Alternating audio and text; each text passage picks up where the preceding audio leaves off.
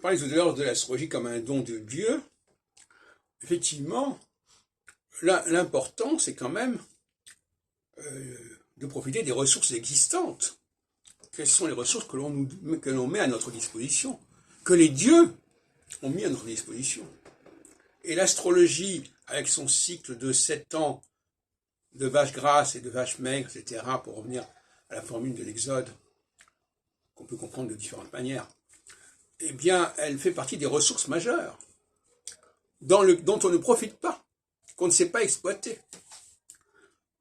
De la même façon que la ressource judaïque n'est pas pleinement exploitée, or les Juifs ont un rôle majeur à jouer dans la société, de la même façon que la dialectique entre les hommes et les femmes n'est pas non plus respectée correctement. On l'a vu récemment avec le nouveau gouvernement paritaire, comme si la parité, c'est tout simplement la négation de la différence. C'est la discrimination positive.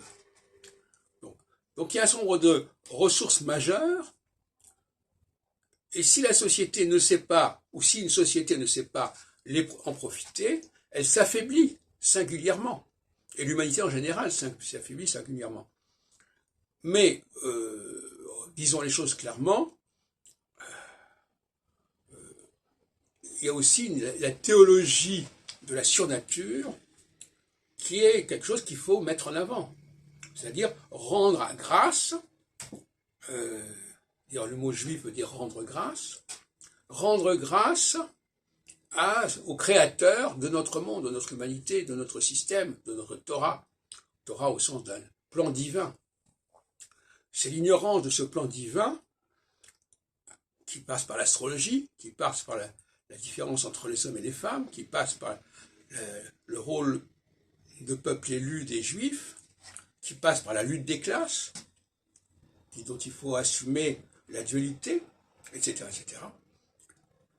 Si l'humanité ne reconnaît pas ce plan divin, elle va à sa perte dans les siècles et dans les décennies qui viennent.